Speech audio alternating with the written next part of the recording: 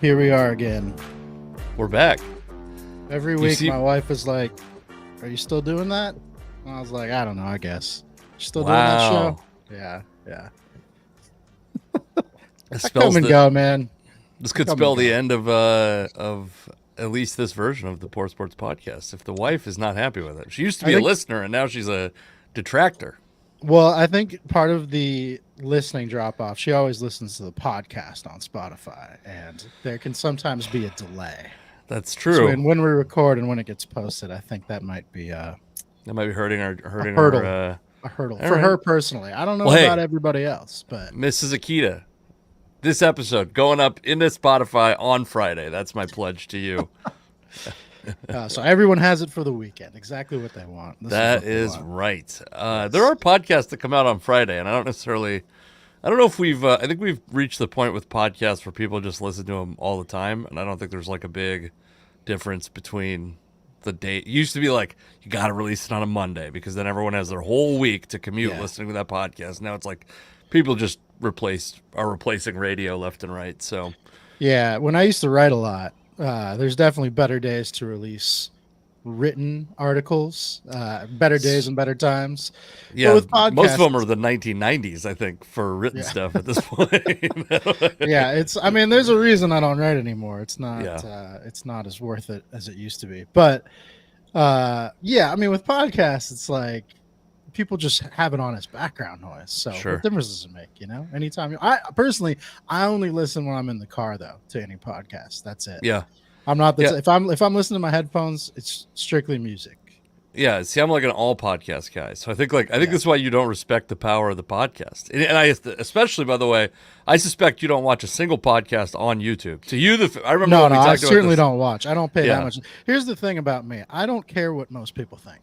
Yeah, no, I know. I'm aware of this. So for me, it's like, it's just not entertainment to me. I get it. It is entertainment to a lot of people. Sure. For me personally, we, in fact, are entertainment to a moderate amount of people. I'm sorry, speaking of which, by the way, we've had a lot happen in the. Has it been 2 episodes? No, do we skip a week? I did one with Mike Duke that your wife probably would not have listened to. Yeah, you did one last week. I was not. It's been 2 weeks since you and I have talked. Okay, because it was in between those periods of time. Your daughter turned 1. My kid is today at her last day of daycare, which is alarming. So she will be in kindergarten next week. Wow. Yeah, and the other one is, whatever she's doing. She's floating around. And then I had like the biggest week of comedy in my life, and I feel like every time a big thing happens in one of our lives that's like really podcast worthy, you don't do the episode that week. I go away. Yes.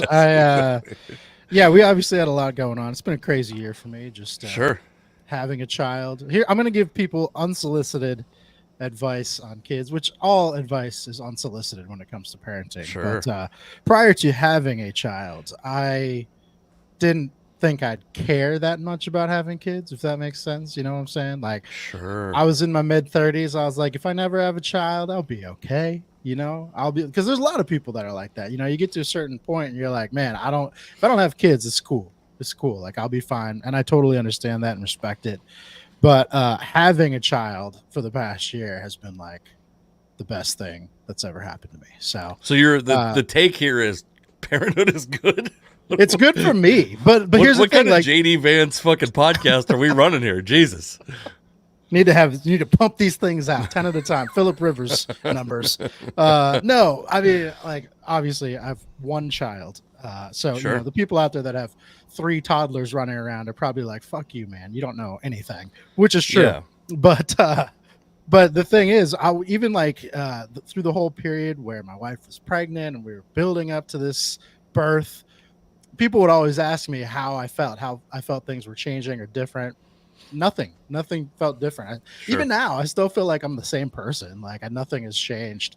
But prior to having a child, when I saw friends have kids, I'm like, as soon as that kid came out, I was like, they're a whole different person. I don't even know this person anymore, and that's just not the reality. So, yeah, it surprised me how much I enjoyed having a kid, I guess is the moral of my story after 1 year. Yeah, I could see that. I mean, I remember before you had a kid, and I really hate also two things that you hate are unsolicited advice, which you just gave, which I think was just have a kid. I don't think it was advice. Yeah. It's just more I think that was the extent of what you called unsolicited advice. But also it as advice. It's not advice. Yeah, I think the other. By the way, I will say this: I actually got a nice compliment on. I posted a joke of mine on maybe Reddit.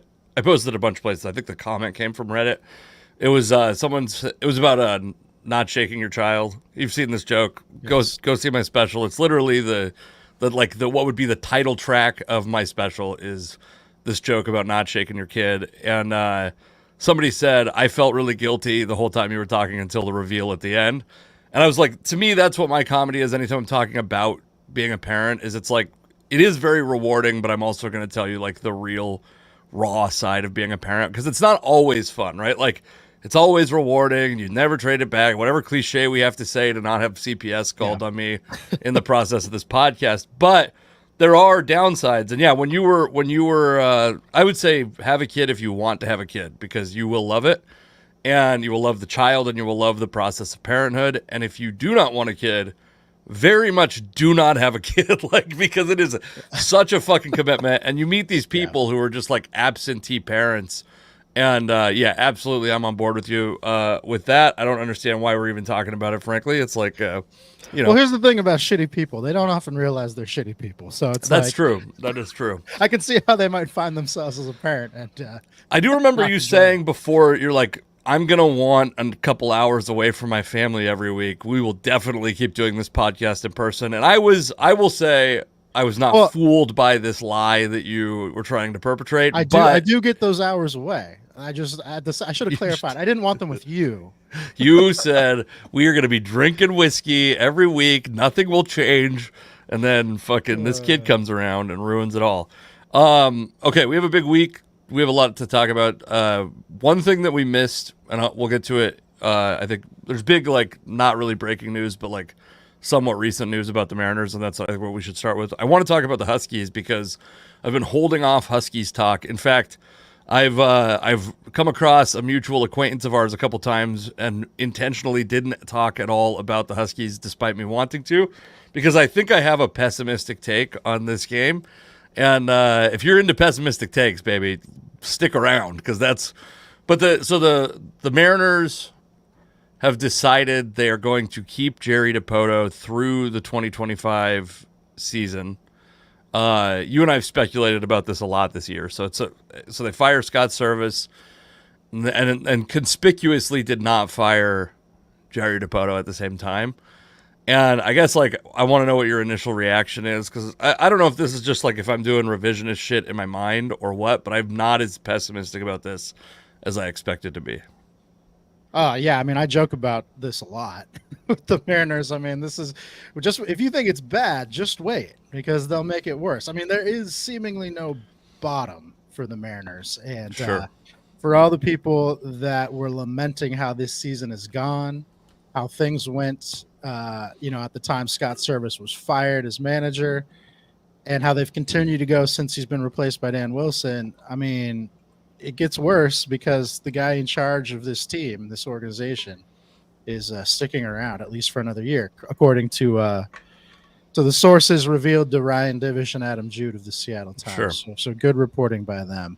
But yeah, I mean, the Mariners, they don't make a lot of sense. Like, a GM is not, or I guess in Jerry's case, president of baseball ops, that's not something that's a cost savings or anything keeping him. People joke that, they're probably saving money by keeping Jerry Dipoto. I mean, you could go out and hire somebody who's much cheaper than Jerry Dipoto, guaranteed. He's got, there's probably a buyout on his contract, though. Well, that's the thing. We don't know, because the Mariners don't believe in revealing contractual details on any of their personnel.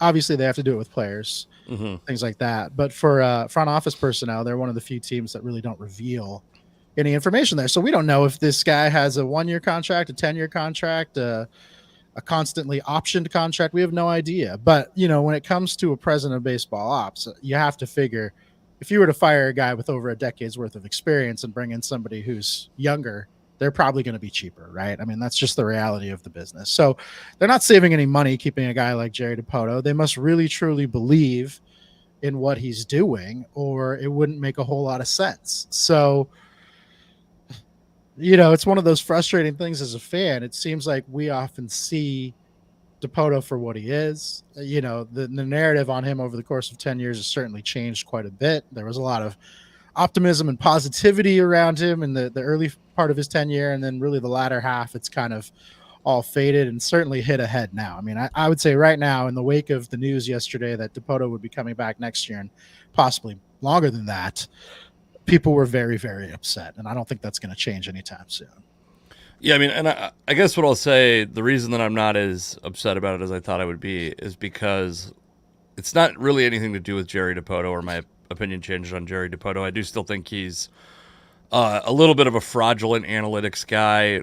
I don't think that Scott Service was the problem. We talked about that quite a bit, and I think that, if anything, I think that Scott Service was probably influenced by Jerry Dipoto in a way that, like, if Dan Wilson is not, I have the only people in this organization that I have less faith in than Jerry Dipoto are the people who might push Dan Wilson a direction baseball wise, because I guess that's what I'll say. I think Jerry Dipoto was, I guess this is where, who do you think is the best GM in Mariners history? Or put a different way, is there any GM in the history of the Mariners who has been better than Jerry Dipoto when you put it all together? I mean, obviously, like the Woody Woodward, Pat Gillick years, there were some successful seasons.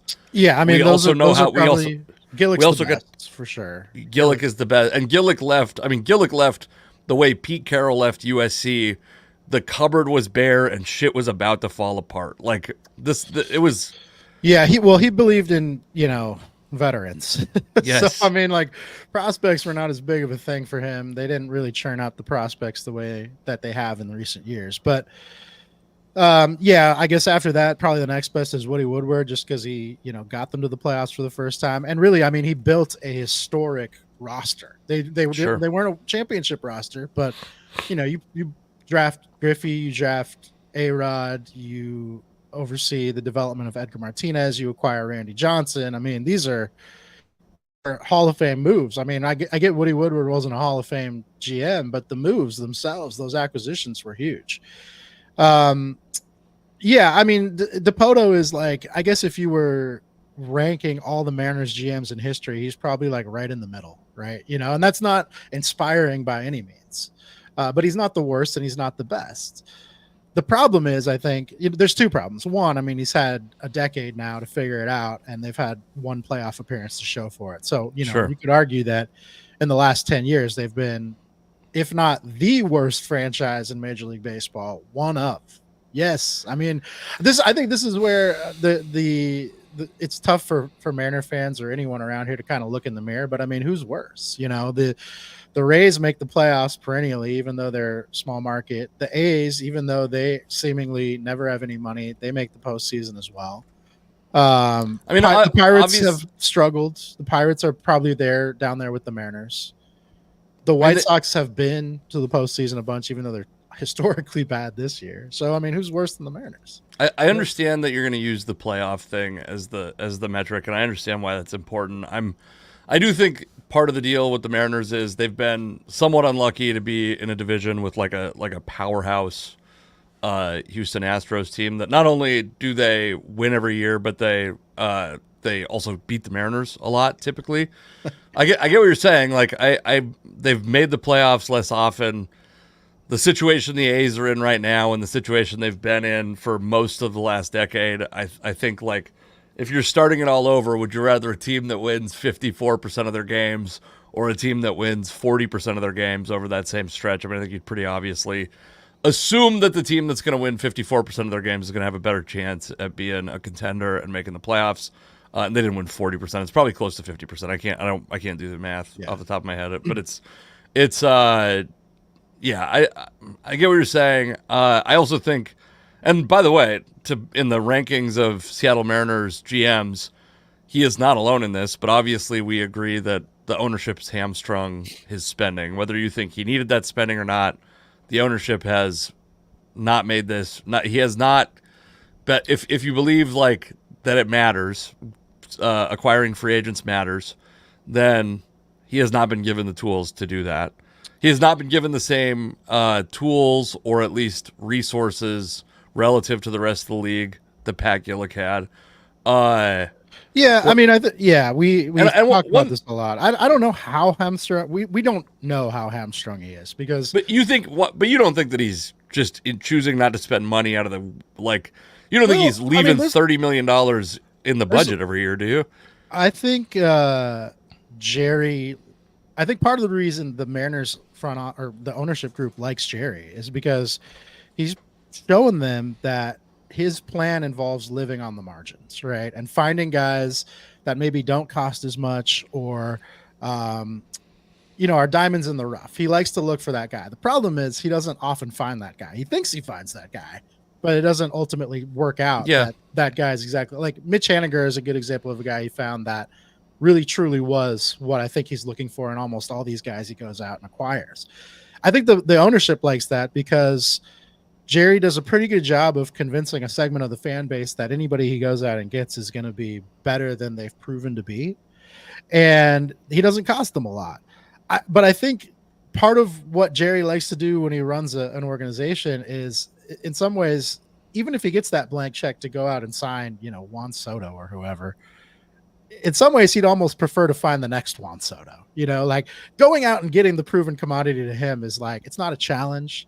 And but it's not even something that's on the table. Like, how do we even know that? Well, that's the thing. I think there's a lot working against him. That's not the ownership. I get the easy cop out is always ownership, but I think it's important that fans look at this objectively too, because I think, the Jerry Dipoto apologists always say, oh, he's much better than he, if he was with a bigger market team or a team more willing to spend money, he'd be one of the best GMs in baseball. And I don't think that's true. I think there's a lot working against him here that he cannot seem to overcome. The geography. I agree with you that he is not. I don't think he would go to another place and be the best GM in baseball. I do think some of his flaws would be paved over in a way. So Andrew Friedman was the Rays GM, longtime Rays GM, and a guy that's like pretty beloved in analytics circles, right? A guy that like really made something out of nothing. The Rays had a shoestring budget. They made the Mariners look like the Yankees, and they were perennially successful. And that culture still remains in that front office in Tampa Bay. And Andrew Friedman went to Los Angeles, the biggest payroll in the league, and he's not out there he's not searching out Jorge Polanco's and Mitch Garver's. He's taking what's available to him, which is all of a sudden an empty or a blank check. But he also gets the luxury that Jerry Dipoto does not get to go. Let's take a risk on Teoscar Hernandez, and that move doesn't define their offseason. Do you know what I mean? Like the Teoscar acquisition last year, much like the Randy Arozarena trade, this trade deadline, it defines the season essentially for people, and that is not the case in Los Angeles. So I guess what I would say, the reason I'm not pessimistic about him staying is because it's not really that I think he's good, but I do think there are worse candidates out there, and I don't trust this front office to not go out and fall in love with some old school fucking Pat Gillick type that is just a dinosaur and extinct for a reason in modern Major League Baseball. I think, another problem that Dipoto has, the ownership has, I think what you're kind of talking about with the Dodgers and moves that define an entire offseason. For the Mariners, they get really sensitive, it seems like, about failed investments.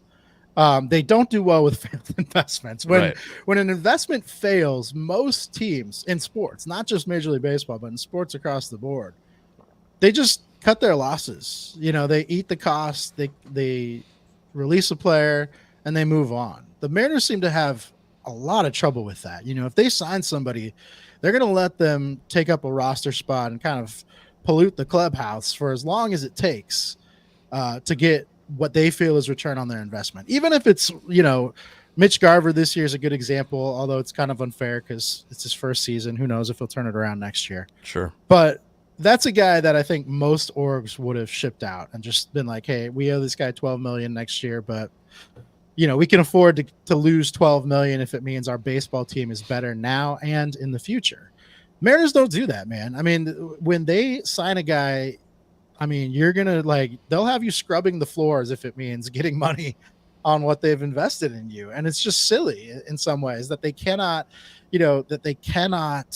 cope with failing. And it's funny to me because the primary owners, the guys that we see, and granted, it's a whole big group that owns the Mariners, but John Stanton and Chris Larson, they're guys that, I guess their telecommunications is where they made their fortune. And in a way that kind of rivals tech in a way, I guess it is tech to some degree. It's kind of the early stages. Yeah. Of tech, but right? Tech companies usually always believe in failing fast. If you fail, just cut bait and move on.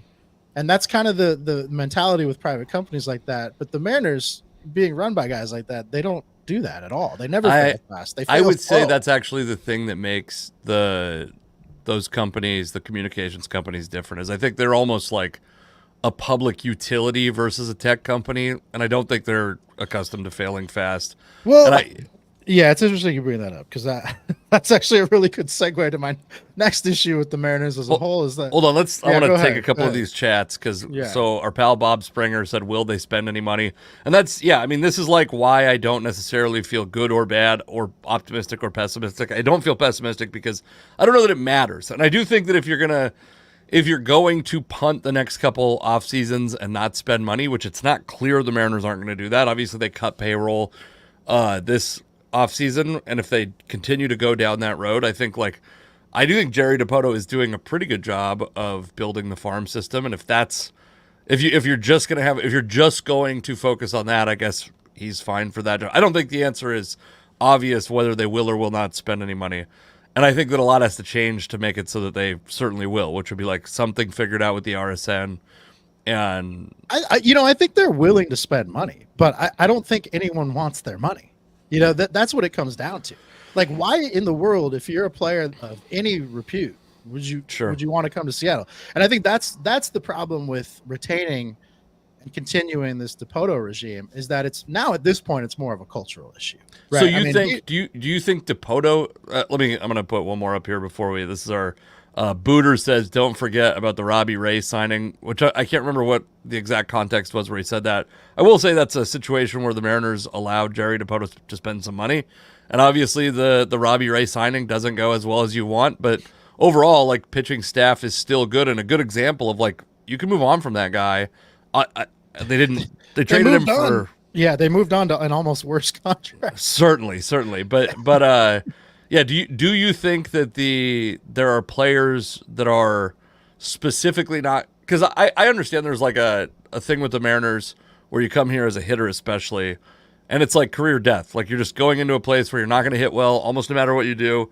And so you probably, if you're going to sign with the Mariners, it's probably going to be because they're giving you the most money and it's the last contract you're ever going to have.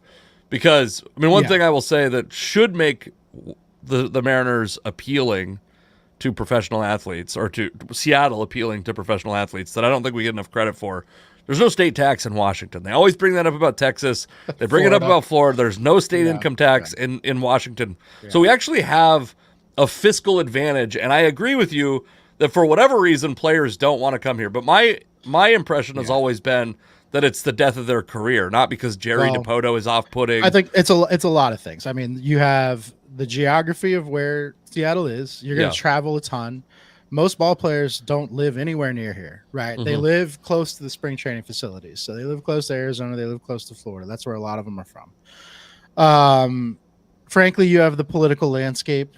Regardless of where you and I or anybody listening to this falls, a lot of players tend to lean conservative. A lot of baseball players tend to lean conservative, and we know that the perception of Seattle is not that. So you have that working against you. You have, like you said, the performance issues. Hitters can't come here and seem to hit the ball in our ballpark for whatever reason. And then on top of that, what about coming here right now? I'm not saying in the past, but like right now, what about coming here would be appealing? If you're a fan, ask yourself that question. Like, what would be appealing as a hitter about signing with the Seattle Mariners? Unless they are grossly overpaying you, you're coming to a franchise that's been a perennial loser, who their ownership group has a bad reputation around baseball. Their front office has a bad reputation around baseball. Their hitters have a bad reputation around it. There's nothing about like this. If you personally were looking for a job and the company you were interviewing with had all the black marks against it that the Mariners have right now, you wouldn't want to work for them unless they made it worth your while financially. That's the only way you'd want to do it. And so there's no reason to want to come here if you're a hitter. And that's where it's like we always say, oh, they don't want to, the ownership doesn't want to spend money.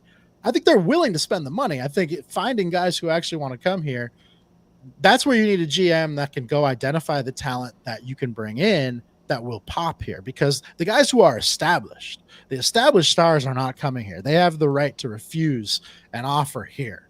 But, you know, I guess what Jerry has done right in some sense is he's realized, hey, to compete, we have to make trades for a lot of these guys that we think could pop. His issue is that all the guys he's identified that could pop never do.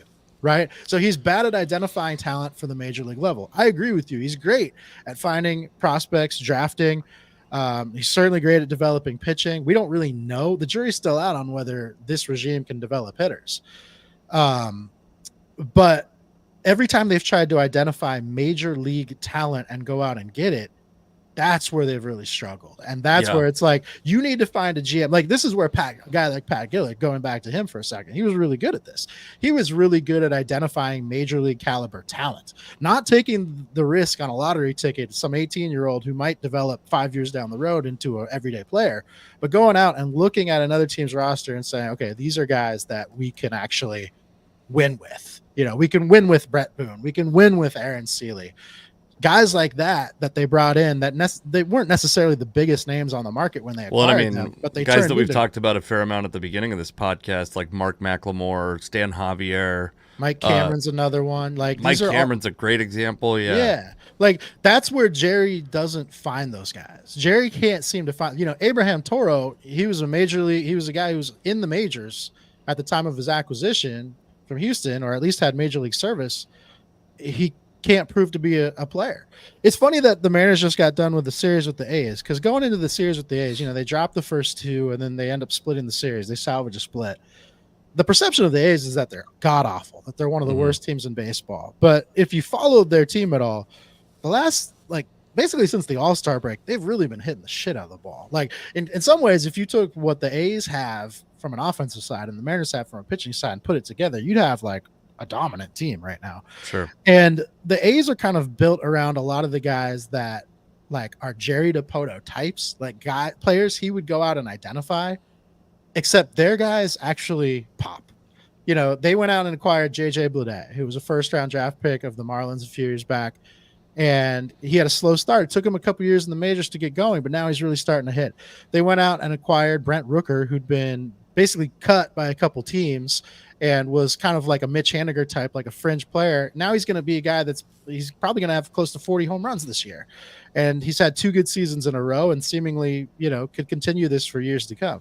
Lawrence Butler is another guy that, you know, again, kind of had a slow start, but was one of those guys that they've kind of developed and popped at the big league level. Shea Langoliers, their catcher, they acquired from Atlanta. I mean, these are all guys that like what the A's have done with their hitters is like Dipoto's wet dream. They've gone out and brought all these guys in that were maybe a little bit undervalued by their orgs. And I get it. Like guys like Langoliers and Bleday were still really big prospects with their original teams. But Rooker certainly is a great example of a guy that was undervalued by multiple clubs and would be like the perennial Jerry Dipoto acquisition.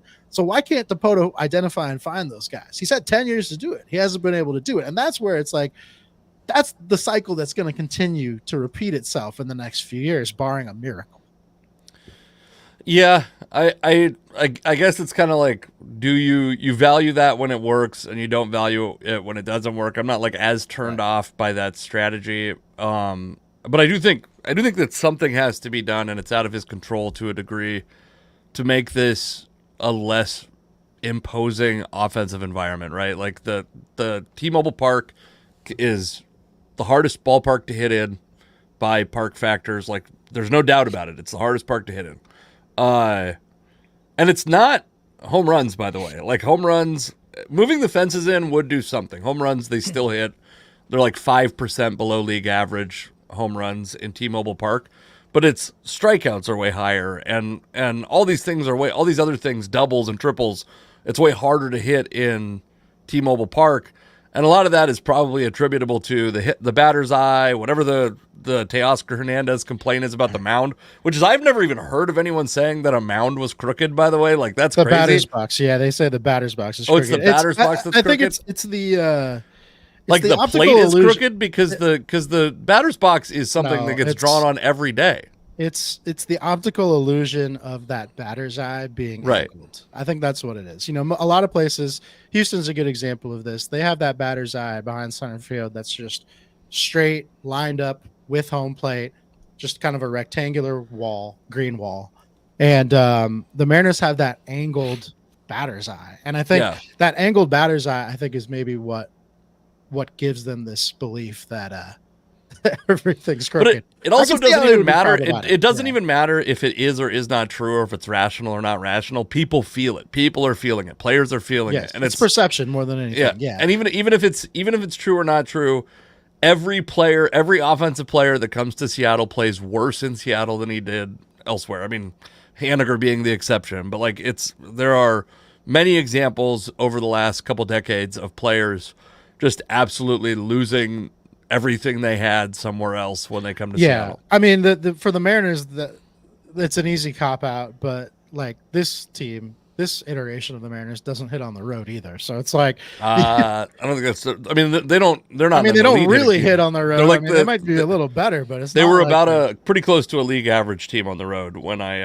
when we did the calculations. Yeah. I mean, there's a lot of things like that at play. I think beyond just the perception of being a hitter's demise here in Seattle. I mean, the Mariners have a perception problem when it comes to their front office, when it comes to, like we said, the culture of their team, things like that. Dipoto, if he never had said a word to fans, he probably wouldn't be as loathed as he is. Every time he talks, and this is where he says a lot of the wrong things. He puts his foot in his mouth a lot. Obviously, the 54% thing will always be his legacy at this point. Mm-hmm. But beyond that, it's like they do this thing where when things are going well, Dipoto, the owners, they do a lot of talking in the media. And when things are going bad, they just disappear. Like there's not a lot of accountability. And that's not an image that you want to portray. Like you don't want to be the guys that are out there when it's good and disappear when it's bad. That seems cowardly in a way. And on top of that, when things are going well, or even when they're just kind of going average and these guys are out there talking, they often do it in a patronizing manner. We know that they seem to think they're the smartest guys in the room. In some ways they talk down to fans, and they're just frankly not honest with the fan base. And I think that rubs people the wrong way a lot. Like, the money situation, we always have questions about. I firmly still believe that they are willing to spend money, and I think they're just not great at getting people to take their money. But I also agree that they could do better. I mean, they certainly could, especially now, lately, last couple of years with the RSN issue. I mean, I think that really has handicapped them a little bit. So I want to go back to the money thing real quick, and I don't want to belabor this too much, but I do think I think your opinion on this is different from most people, so I want to dig into it a little bit, which is, do you think that Dipoto has a budget, but the budget is contingent on, you could spend the money, but it has to be on this class of player that we've predefined? Or so if he, because I don't think if he gets I don't think any GM in baseball who's not part of the ownership group, which is all of them at this point, I think maybe Billy Beane has some stake in the A's, but I don't even know what the status of that situation is actually, because they got a lot of turmoil going on in the ownership situation. Follow the A's, yeah. But I don't think any GM in the league is incentivized to just save money for the sake of it, or getting guys to take it. Fine, there's there are guys that are still out. Like literally, Brandon Belt is available right now. Like I've talked about him on, and maybe he doesn't want to play baseball, but like there are guys who are signing 1-year contracts that you could sign to probably 2 or 3-year contracts if you're the Mariners. I mean, I guess if people are that averse to coming to Seattle, then I mean, just burn the whole thing down and start send them away because it's like I don't. That is like not really. I don't think it's real. I don't think there's enough Major League Baseball jobs. And if you're a GM and you're on a budget that's $150 million, say, or whatever it is, and you have $30 million to spend, and it's not like I do know some teams run like multi-year budgets, which they should. Like that's a smart way to do things, and to carry some of that budget into the next year when you really want to push makes sense to me. But if that's the case, that doesn't seem like what's happening here. It seems like every year they have about the same budget, and every year they struggle or choose not to bring in talent, and like the budget stays the same. I think there's plenty of guys who are taking low salaries that the Mariners could maybe get a 1 or 2 win guy. I think that what you're saying is interesting when it comes to stars, and I suspect you're probably right. Well, I think there's been the quotes about it, and Divish's writing before from some of the players and some of the front office personnel about how Jerry likes the fantasy baseball aspect of it, and I think that's accurate. I mean, I think there's a reality to that where like Jerry is more concerned about finding a guy that he can say I discovered that guy than he is about just taking what's given to him, taking and like we've probably all been in fantasy leagues with the guy who is infatuated with the hyped prospects and won't draft the proven veteran who is going to win you games because he gets so enamored with the hyped prospects. We all know those guys. If you've been in any fantasy league, whether it's football, baseball, whatever, there's always one guy. There's always one guy like that. And so I guess that's like the example I would give. Sorry, I interrupted you very rudely. This with Blake Snell wanted to come here, and I understand he's a pitcher. They think they don't need pitching. Yeah, I don't think they. Yeah, I think that one just didn't make a lot of sense. I think it's like, you just dumped Robbie Ray, who is effectively contractually going to be like what Blake Snell is. But if it was just a payroll thing, you could trade one of your young pitchers for good hitting talent. Yeah, I mean, I agree with you. It's like if you wanted to do the work to bring in a free agent like Blake Snell, who presumably wanted. That's the other Billy Beane recently died. I hate to laugh at somebody's death, but that's the other. There's 2 Billy Beans. It's the other one. Yeah. I mean, you're right. I mean, you could bring in a free agent pitcher like that, and then you could trade one of your young pitchers for a really good hitter. And this is where I think it gets back to the fantasy baseball aspect with Jerry. I think Jerry truly believed that Jorge Polanco and Mitch Garver were going to be like the things that galvanized this lineup, that they were truly missing. I think he truly believed that getting rid of Gino Suarez was going to help this lineup. I mean, people are like, oh, they got it's salary dump. And it is. Yes. Getting rid of Suarez to some degree was a salary dump. But I also think that there was some belief. I think that's why I think you cannot look past the alignment of Dipoto and the owners at this point. It's not like they're keeping him around because they don't like him or don't believe in the job he's doing. Sure. At this point, he might as well be part of the ownership group. I know he's not, but like there's so much. Do you know he's not though? Do you know he's not? It's possible. I mean, it's a group. Yeah, he could have potentially bought in. And I mean, I think I was going to make this point earlier. Something you said triggered me to it, but the way the Mariners run their business, because they have a group of individuals that own this team together, that makes it tough, I think. And I'm not trying to like give them an excuse. I just think it makes their business difficult to run because you have so many cooks in the kitchen. Sure. With other teams, you have like, even if you look at a smaller market team like the Royals, that's family owned, they're still family owned. So making decisions is usually going to there's going to be alignment on the decisions that are made with a family owned organization.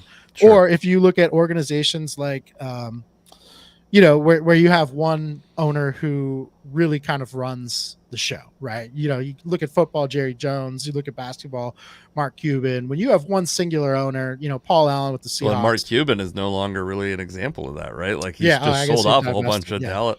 Yeah, the Mark Cuban type owner, the type of owner that we all know is like the face of the franchise and is the sole person making decisions. Whether they're good or bad at their job, again, it makes it easier to make decisions because it's just one voice. It's a thing that we underrated about Paul Allen when he was here, is like how much he was devoted to the Seahawks being a marquee franchise in the NFL. Yeah, and with the Mariners, it's so many people. I mean, people forget that Ken Griffey Jr. is an owner of the Mariners. He's part of that ownership group. Okay, and I have a poster coming with his face on it. I'm taking it down. I can't have one of them. It's like if you think about the type of person that John Stanton is and the type of person that Ken Griffey Jr. is, they're probably going to be far apart on a lot of baseball decisions. And so it's like, this is what the Mariners are working with. And I think that's what makes it tough. And that's why it's like, on top of everything else, whether you just think like John Stanton and Chris Larson, who are, the primary figures in the ownership group, are just terrible human beings, and that's why you want them to sell. You could just make the argument strictly that if they had a singular voice running the team, it would be much easier to operate. I mean, even when you go back to when they were owned by Nintendo, they were owned by this conglomerate, which was Nintendo. But Nintendo basically deputized Howard Lincoln to be the singular voice that weighed in from an ownership perspective on decisions. The Mariners, at this point, I would say that person might be Jerry Dipoto. I know he's not part of the ownership group, but it's like, I think he has more autonomy than we are led to believe. Well, that's certainly true because he kept his job, because I think a lot of people assumed he would lose his job, and he did not keep his job. Do you think the reason that Dan Wilson became the manager is because he also has a small ownership stake, and they're running it like a food co-op? Like he has to do some amount of hours that year to keep his ownership stake? I mean, I know Dan has like really close ties with a lot of people that are high up with the Mariners in the ownership group. I mean, Dan's like the nicest guy in the world, so of course everybody gets along with him. And he's worked as an instructor for the organization for years, basically since he got done playing. So I hope it was obvious that I was joking. Yeah, no, I know. But it's like, it's one of those things where it's like, I do think hiring him was pretty embarrassing, but I also don't know what you do mid-season if you're going to get rid of someone. And I also, like I said, I don't think it's obvious that he's better than Scott Service. And I don't think it's obvious that he's worse. He could be, and I don't think we're going to know by the end of this year. And so next year you go in with almost more questions, because I think he probably will be the manager in 2025, is what it seems like, based on all their signaling and the fact that Jerry Dipoto is sticking around. Oh, he's for sure. Yeah, he's for sure coming back, unless he chose to step away. I mean, they never gave him an interim tag, and his boss is still here. So I mean, there's no reason to think he wouldn't be, right? Can we move on from the Mariners for a brief period of time? Yeah, we can do that if you want. Because I'd like to talk about a thing that we don't spend a lot of time on the Huskies on this podcast. Obviously, around the national championship run we did, it's become pretty Mariners focused, especially during baseball season. I wanted to talk to you about the Huskies game against Weber State, which I caught the second half. I literally, like, not even the second half. I didn't see a single Will Rogers throw live. That's when we had a birthday party to go to. Neither did anybody with Comcast. Fair. I will say, like, these kinds of games, these FCS opponents and these like obviously much weaker opponents are it's almost impossible to learn anything good about your team, because they were going to beat Weber State no matter what. Like, if they beat them 35-28, you'd feel a lot worse, right? But it's like they were going to beat Weber State most likely. What is it? Do they have Eastern Michigan next week? Eastern Michigan, yeah. Eastern Michigan, I don't think you're going to learn a ton from that game either. You'll learn a little more than Weber State. And then, I'll be curious. The Apple Cup's always interesting. Obviously, a lot of animosity coming from the Washington State side, at least the fan base. I don't know if the players are as tuned into that. I'm sure they will be asked a bunch of questions about it. I'm sure it sucks for them that some of them probably thought it was pretty awesome to be playing in one of the power conferences, and now they're playing in a conference of two, and it's a worse situation for them. And that game is going to be a coin flip, I have a feeling, and it's not really going to teach you a lot about the Huskies either. I will say, if you can only learn bad things about this team, it was pretty concerning to me to be scoreless after a quarter, to be only up 14-0 at half. And at different points, like, they were getting run on pretty consistently by Weber State. And I understand it's like, it's week one, entirely new coaching staff, entirely, what are they keep saying like 21 new starters or something like that, and I don't know. I think that like there's still guys that are starting that like maybe weren't nominally starters last year, but they were playing the majority or the plurality of snaps. So it's not like there's no continuity from last year to this year, but it's a big undertaking what's happening.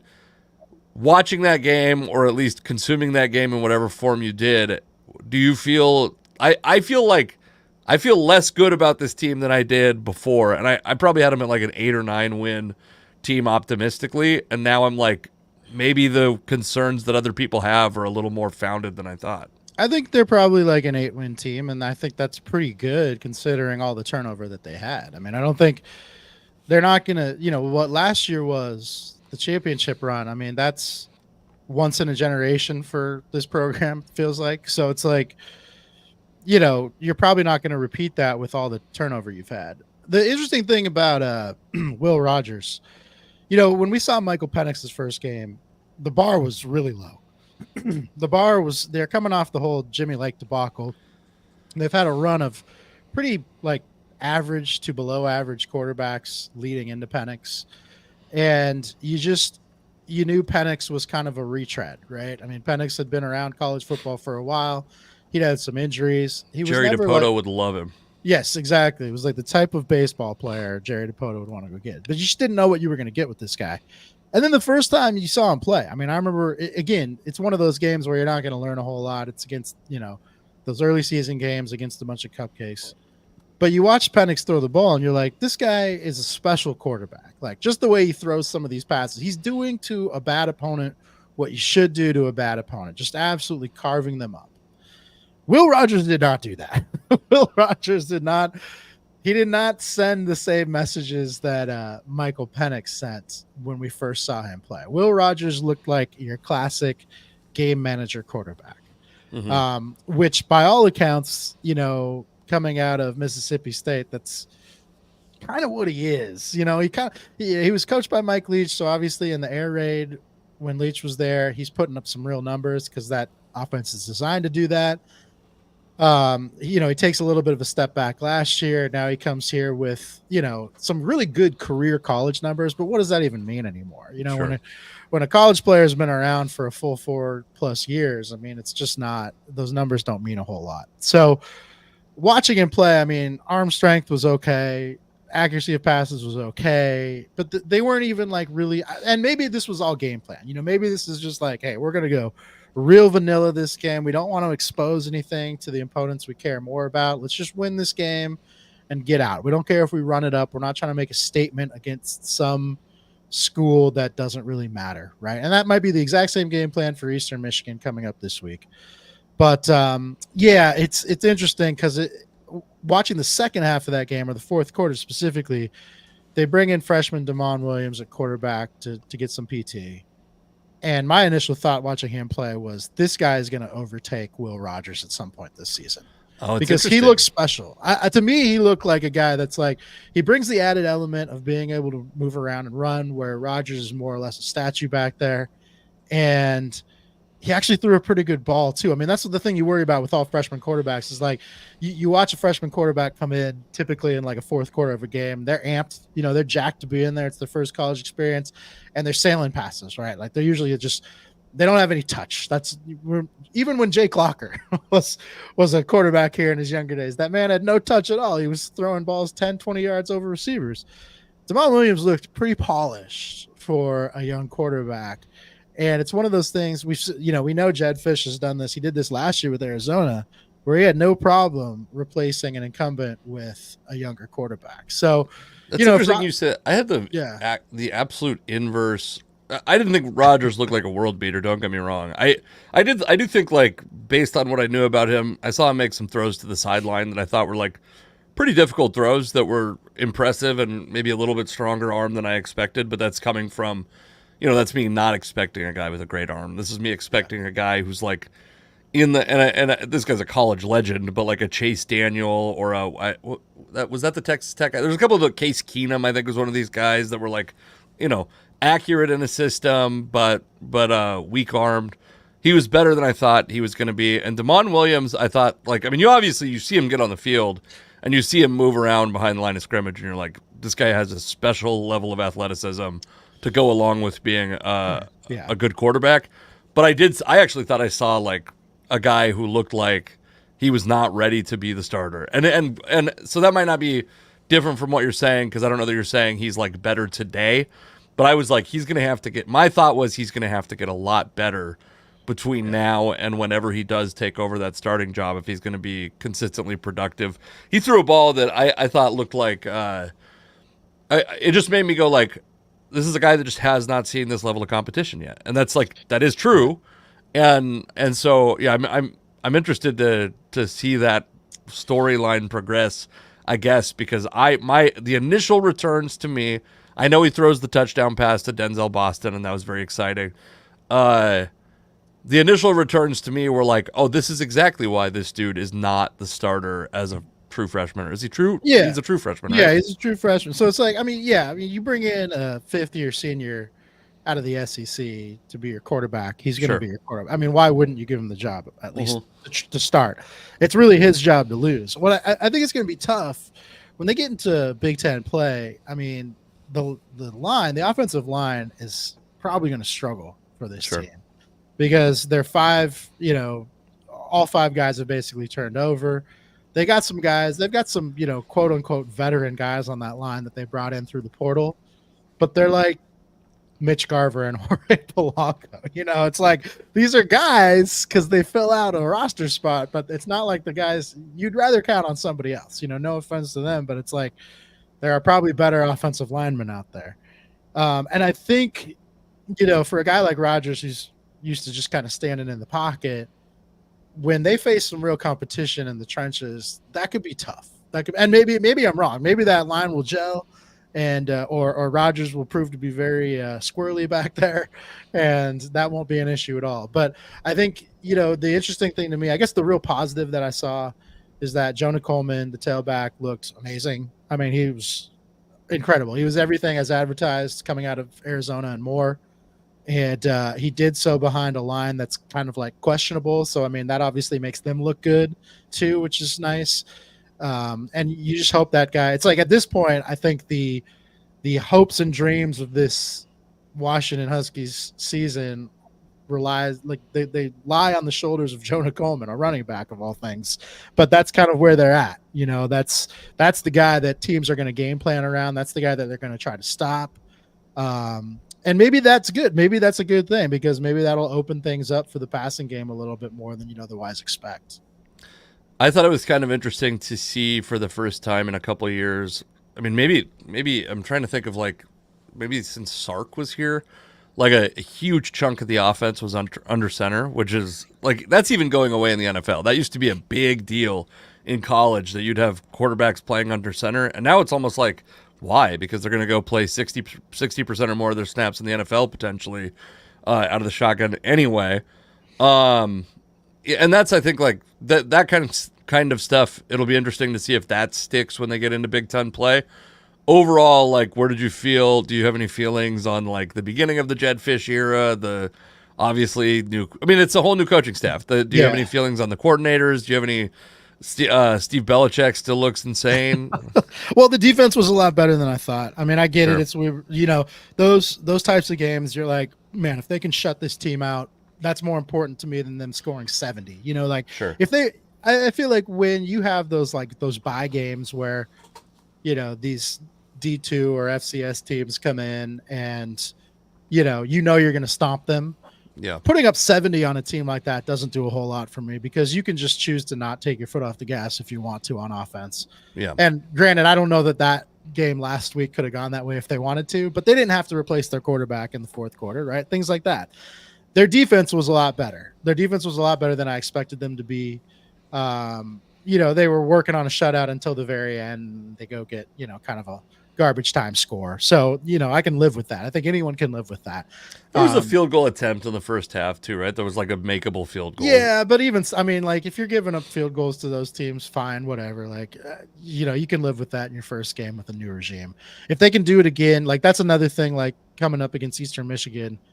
If you just repeat that process, maybe score a few more points, great. That's exactly what you want to see. And then you're right, getting back to what you brought up at the outset here about the Apple Cup.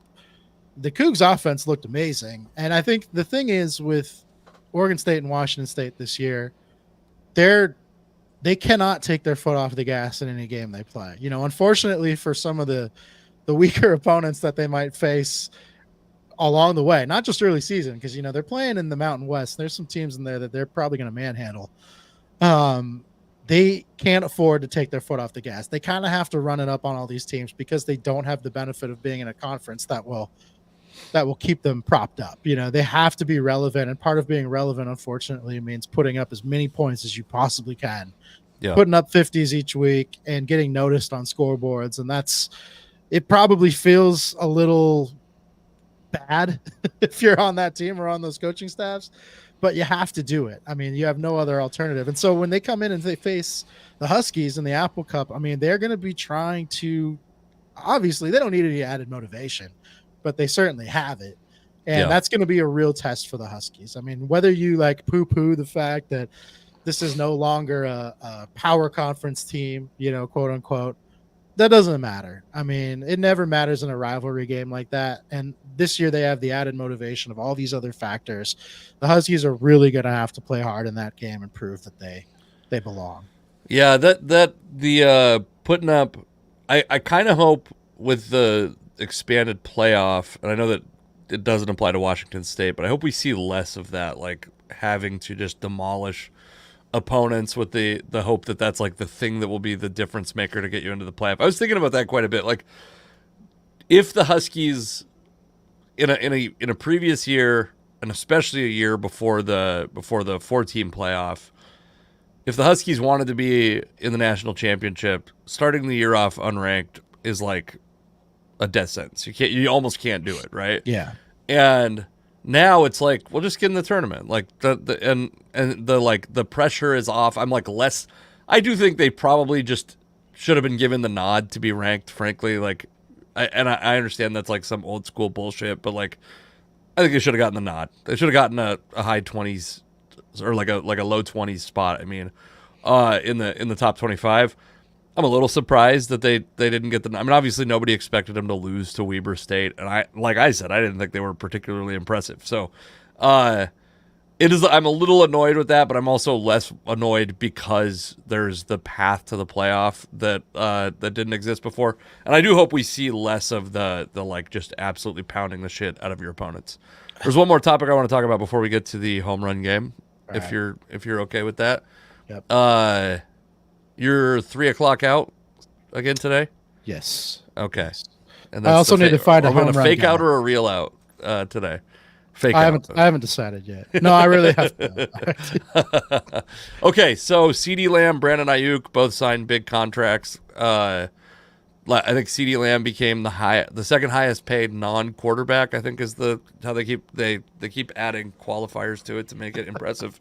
Every NFL contract now has so many qualifiers to it. It's if he even sees the end of that contract, Oh, certainly. I mean, it is a 4-year deal, so the chances are a little bit better. Brandon Ayuk signs. I want to say it was a 4-year, $120 million deal. And as a Seahawks fan, this obviously points to DK Metcalf is going to be in a situation in 2 seasons from now, but potentially the storyline extends through, or it's going to be in this offseason, right? This upcoming offseason, where him receiving an extension, he's probably actually going to have in some ways more leverage than Lamb and Ayuk had because he already got this big deal. He can hold out, he can wait, he can be an asshole, where maybe Ayuk can't afford to do that. He's got to get the money right now. I would say, are we reaching a point? DK Metcalf's going to make more than these guys when he gets his extension. That's I think the reality. I think he is considered an elite receiver. You don't have to be the best receiver to become the highest paid receiver. You just have to be, it has to be good timing in your career to become the highest paid receiver. And barring a terrible 2024 or a horrific injury, he's probably going to become the highest paid receiver in the history of football when he gets his next contract.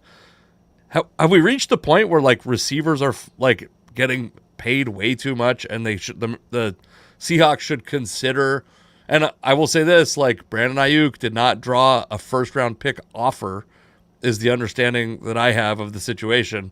There was a deal that included, I think, a second-round pick and Amari Cooper, so it's like a salary offset.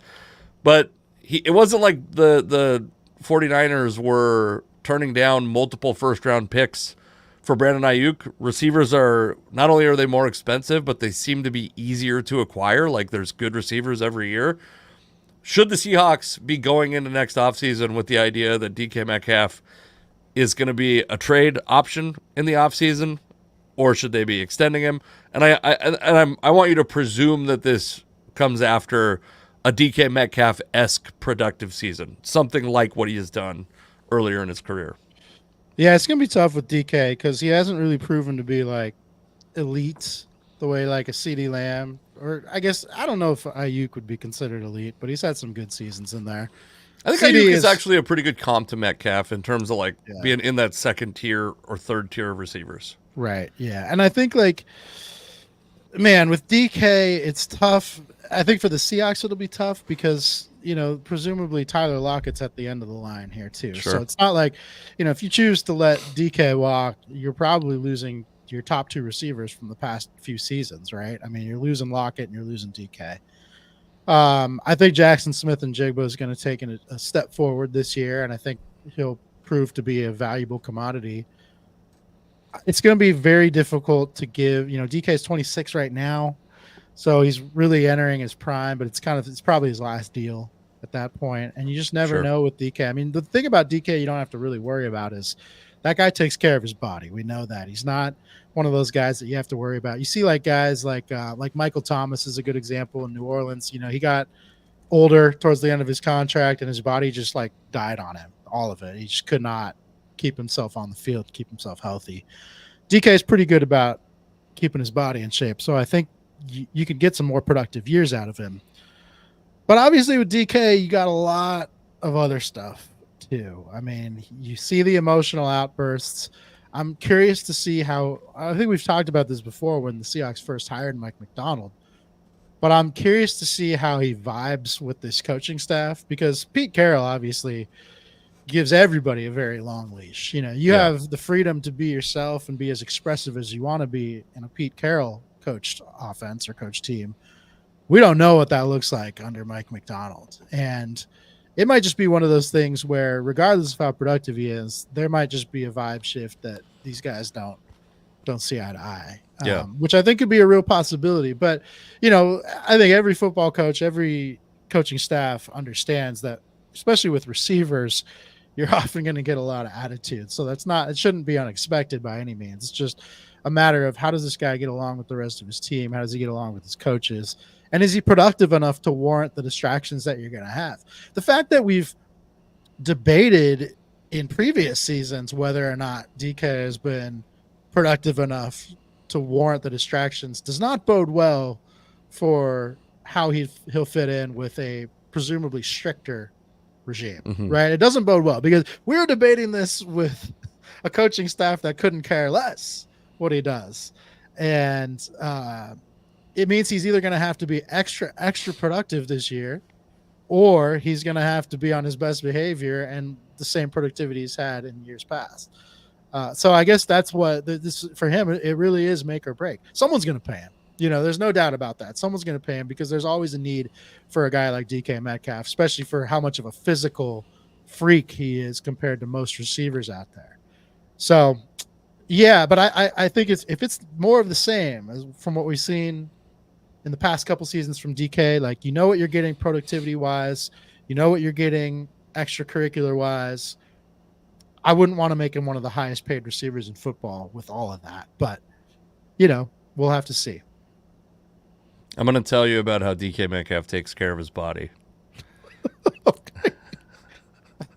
This is in an interview with Kevin Garnett, I think on his podcast or his Showtime show. I don't know if you remember this.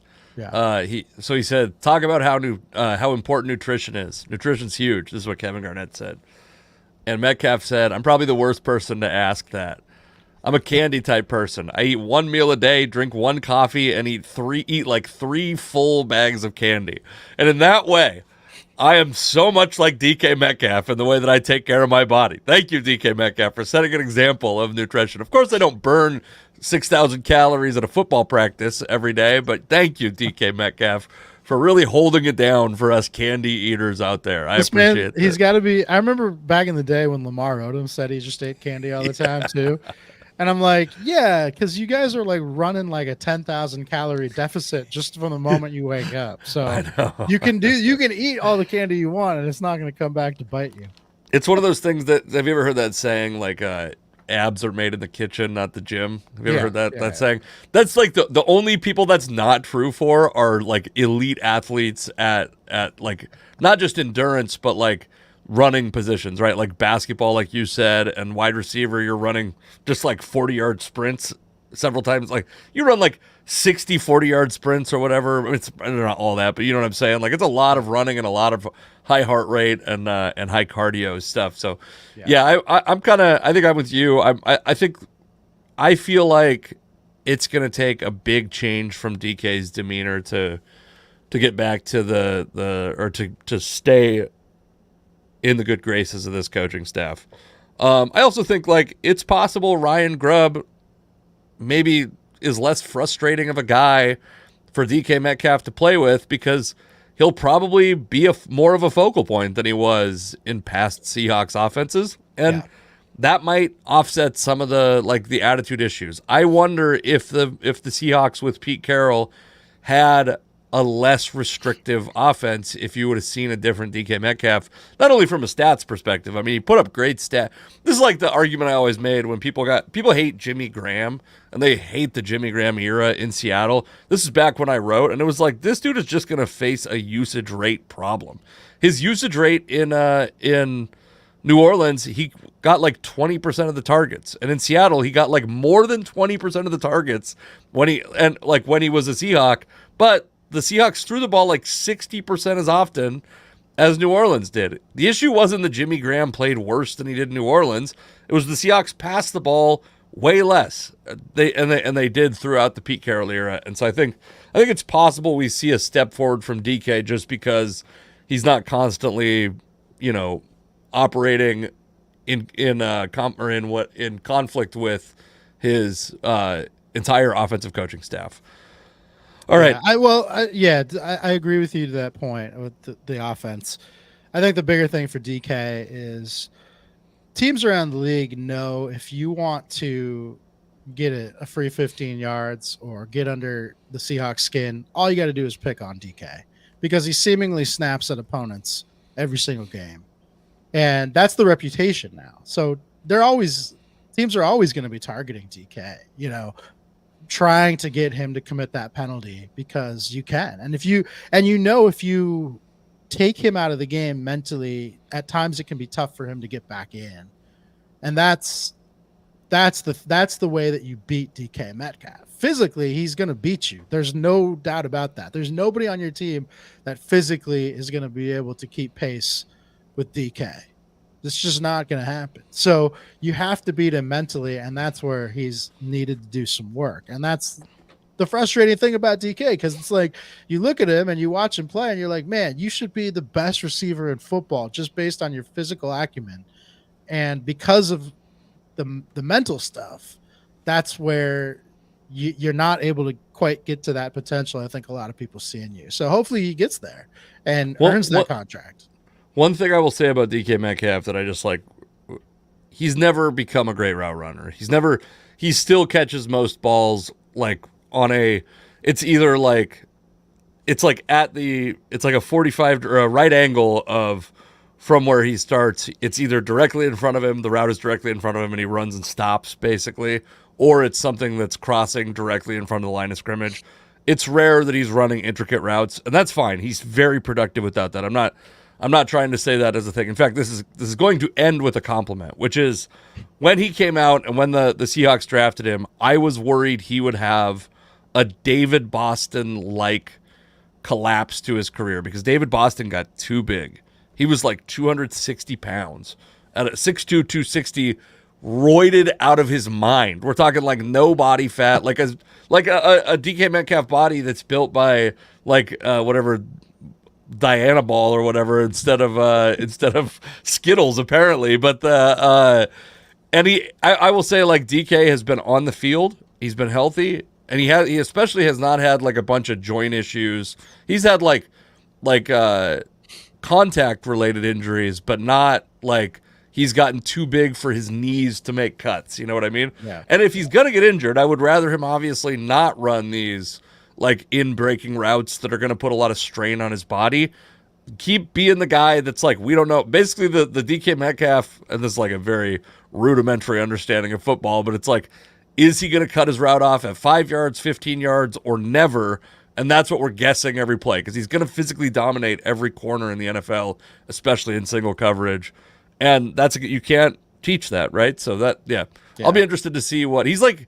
The way Mike Evans dominates corners, but also he runs 4.3 or whatever. Like well, I mean, I think Mike Evans is probably like a decent comp for him. You know, Mike Evans has aged pretty well. Yeah. In the NFL, you know, for a guy who, you know, if you play fantasy football, he's the guy that everyone's always trying to trade because he keeps getting older, but he still produces every year because he's so big. He also goes over the middle, which DK Metcalf does not really go over the middle in the same way. But I think that's a good, like, late career maturation that we could see out of DK Metcalf. He could be Mike Evans for sure. All right, you ready to play the home run game? I'm ready. You want me to go? You want me to say my guy first? Okay. I'll go ahead and give you my guy. And we got to get the scores compiled before you quit this podcast, and we can crown a champion once and for all. Okay, I got a guy for you today. I was surprised to find this guy, as of right now, is only 42 years old. He is retired, though. We know the rules. Your rules stipulate they must be retired. But my guy, without saying too much more, is Adrian Gonzalez.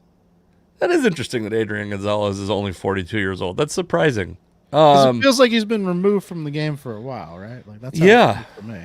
Yeah. I want to say, oh man, Adrian Gonzalez. I know he spends significant time in Los Angeles and Boston. I want to say he came up in the Los Angeles system, but I feel like that's wrong. God, it seems like a guy who must have had a long career, but he was like I think he came up with Texas. Can you give me that? Did he come up with Texas? He was hold on. He was drafted, I believe, by Texas. Yes. Okay. No. He was drafted first overall by the Marlins. That's all I'll say. Okay. I think he ends up. I don't know that he ever plays a game for the Marlins, but I think he plays in Texas for a significant amount of time also. But a guy that I think has less career home runs than you would expect for a super prospect first baseman that played in 3 pretty friendly hitters environments that like had a long career too. This is not a guy who you think of as like a flameout. He's certainly, I don't think he's like a Hall of Famer, but this one is a good one that's like prone for a big miss because he's forgettable. He's forgettable, and you're like, was he a like 25 home run a year guy with a somewhat extended but not super long career, or was he a 20 guy? You know, it's like there's a lot. Yeah, this is a great one. You're pretty good at picking the guys to fucking confound me. I'll say this though. Every time I give you a guy that I think is prone for a big miss, and you do like a shot in the dark, that's when you're at your best. I don't know. Yeah, I got to black out and throw a dart at the wall. I'm gonna say Adrian Gonzalez played like 15 seasons. That seems right. He came up pretty young. I don't think he ever hit 40 home runs in a season. And I'll bet he's got multiple years where he hits less than 20 home runs.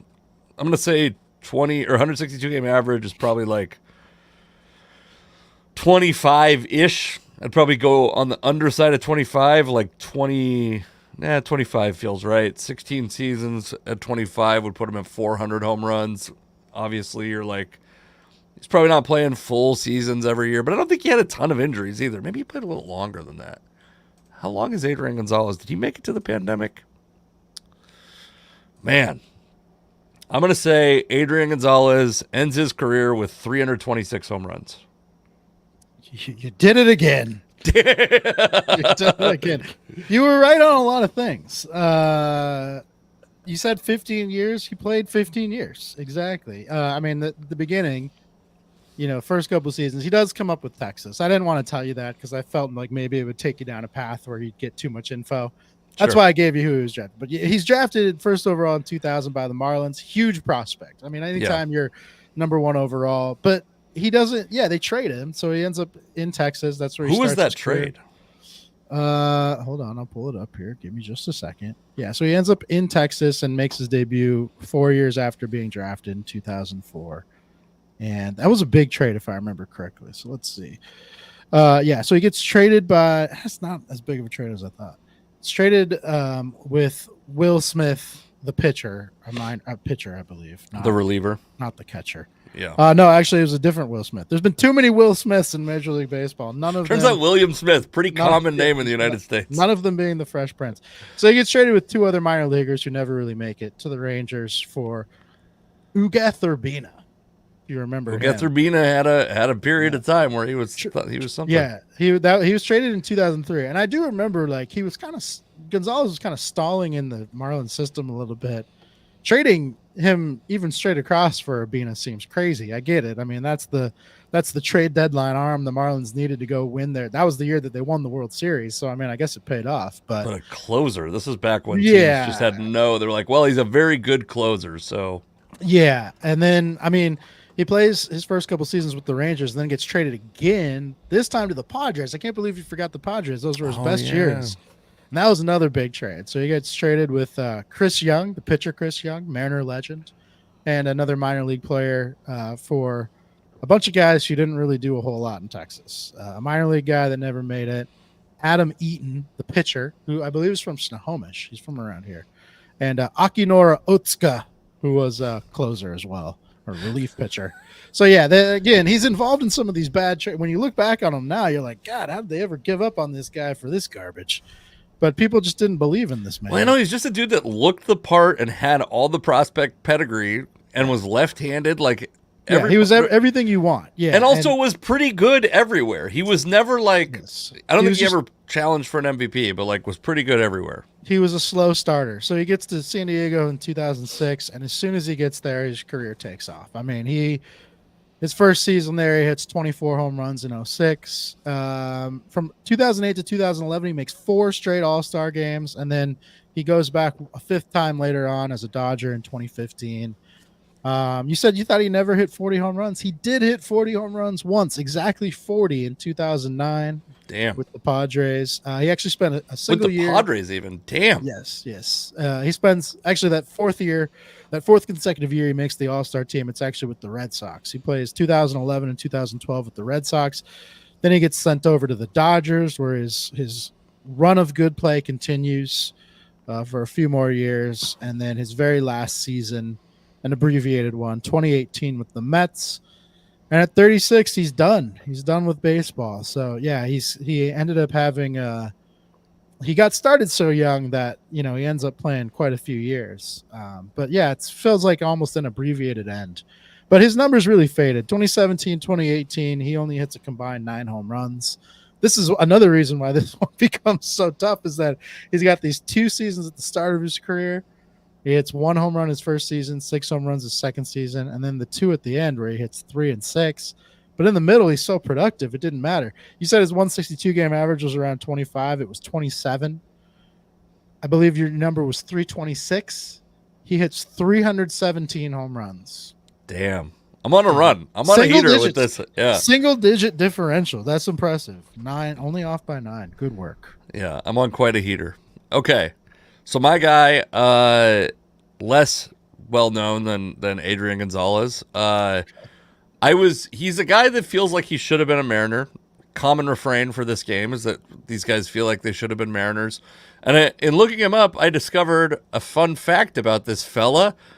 Grew up in Moses Lake, went to Moses Lake High School, drafted out of Moses Lake High School in the 2nd round. Won Ryan Domet. That's a really deep cut.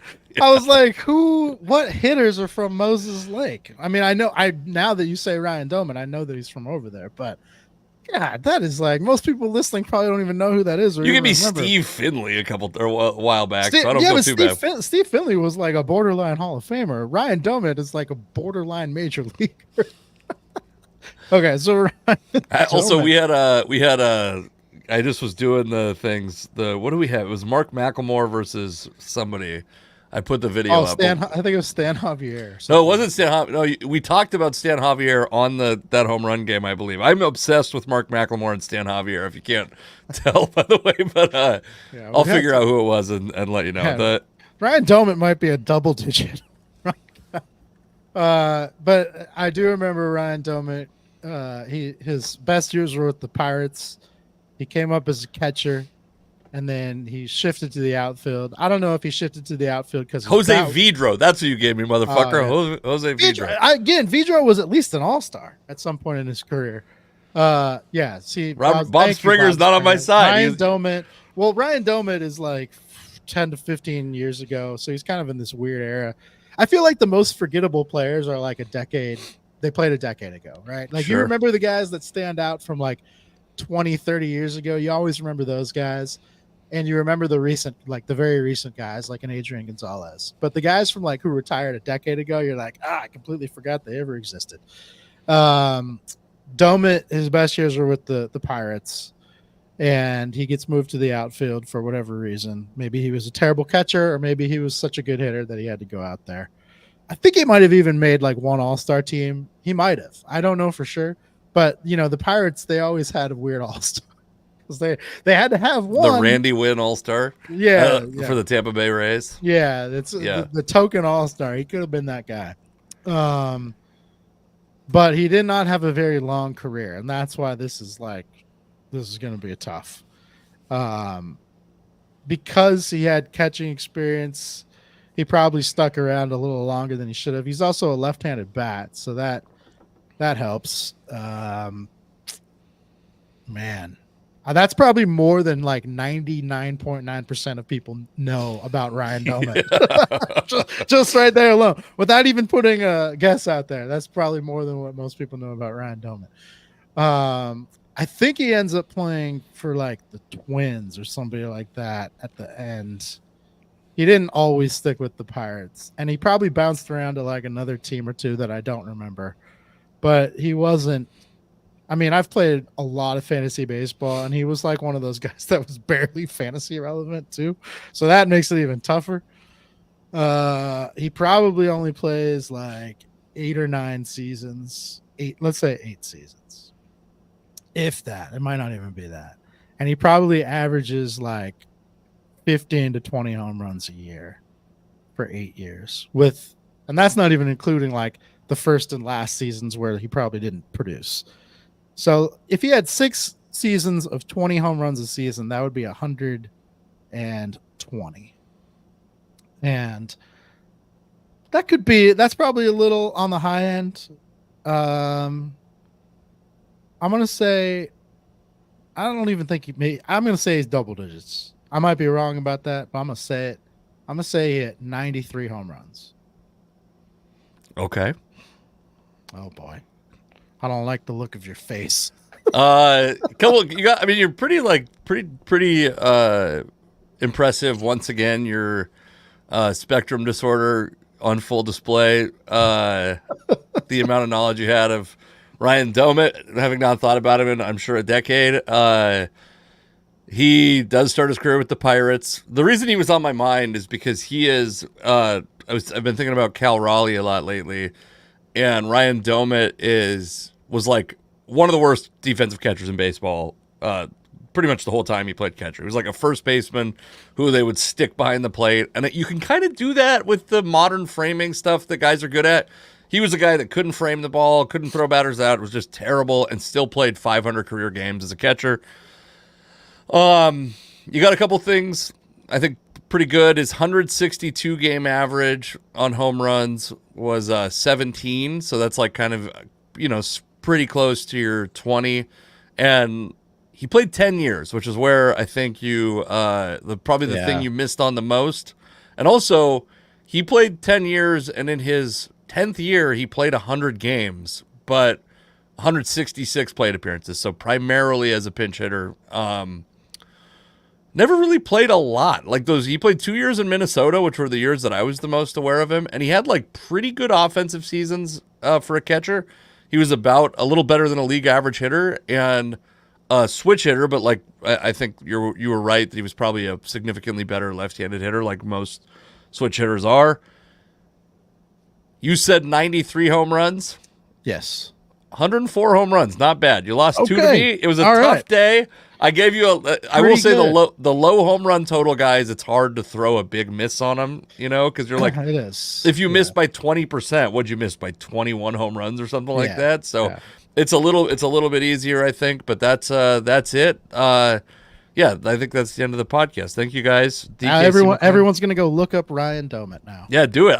By the way, I have a clip coming out if you're listening to this live on YouTube. It's scheduled to come out at 3:00, right when we end the podcast, leading right into this clip of me dealing with a British scientist.